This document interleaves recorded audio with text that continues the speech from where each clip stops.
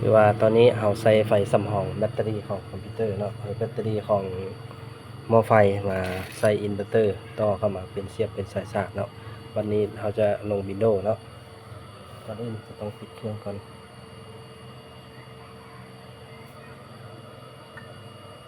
ปิดเครื่องเสียบ USB เข้าไป USB ตัวนี้มันที่ว่าเราลง Windows เขียน Windows ไว้อยู่แล้วเนาะ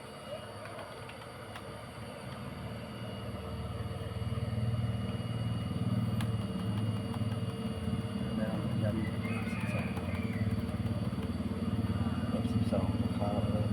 เราแม่น12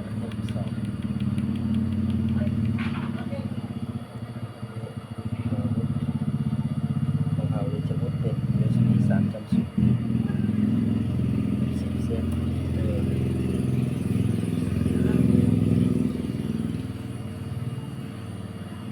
ตัวนี้เป็นลง Windows 10เลยเนาะ Windows 17เลย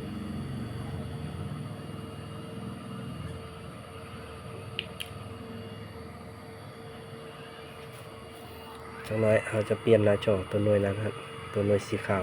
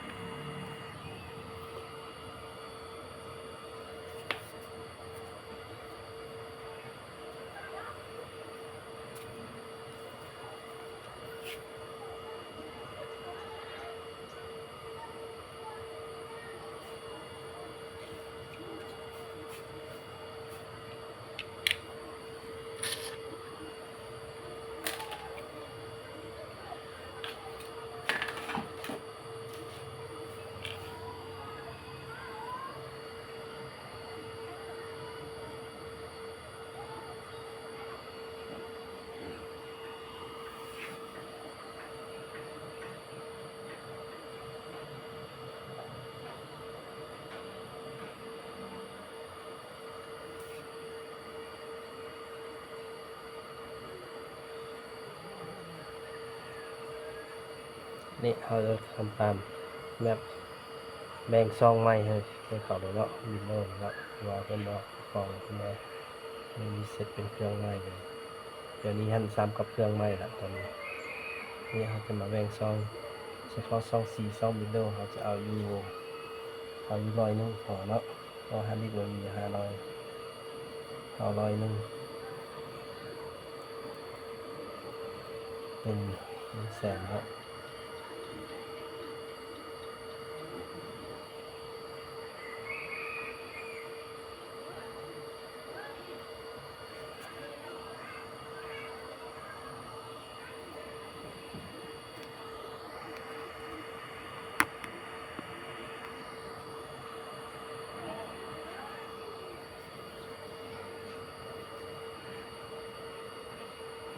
เราจะทำนับพิมพ์ซอง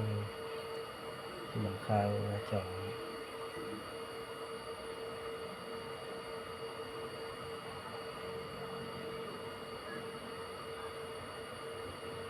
คอมเมนต์ออกลบออกให้มันเป็นศูนย์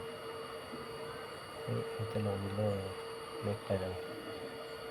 แบบเดียวประมาณ15 นาที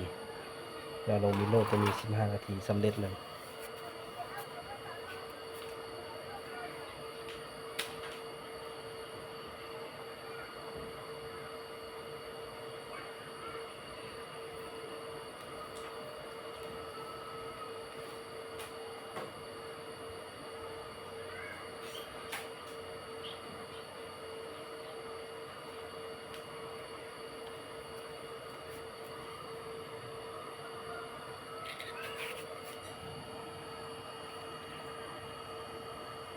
เราจะย่อเวลาไปเนาะไปฮอตไกลจะแล้วจริงๆมาเป็นต้นมาเปิดให้เบิ่งตอนนี้อันในอยู่63-64%แล้วเนาะยอดตอนนี้อะไรอยู่97%แล้วเนาะ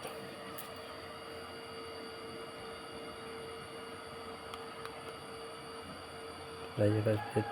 รันไปละ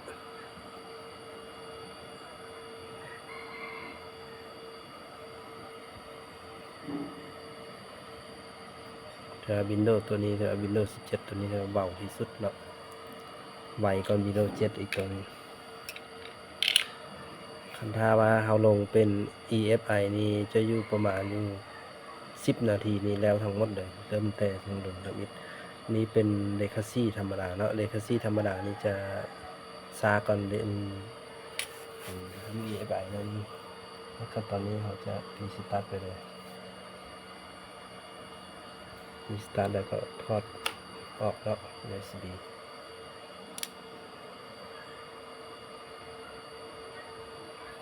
มุดเข้าหน้า Windows ปกติใช้เวลาน้อยเดียวประมาณ3 นาที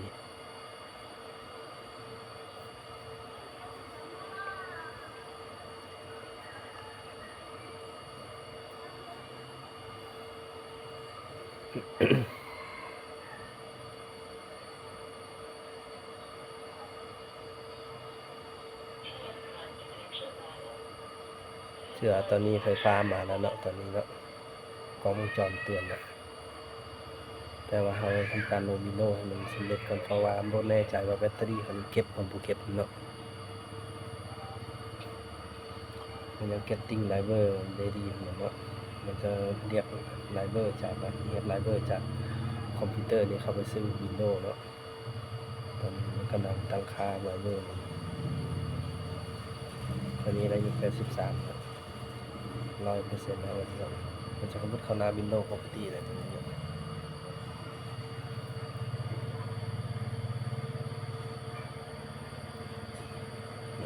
เพราะหน้านี้มันจะมุดเข้าหน้า Windows เลยเนาะ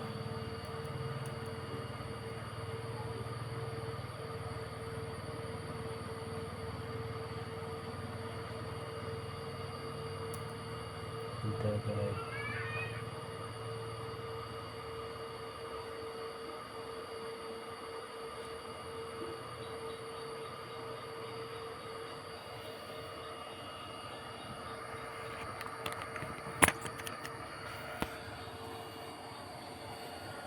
ถือว่าเมนูมันครบเนาะ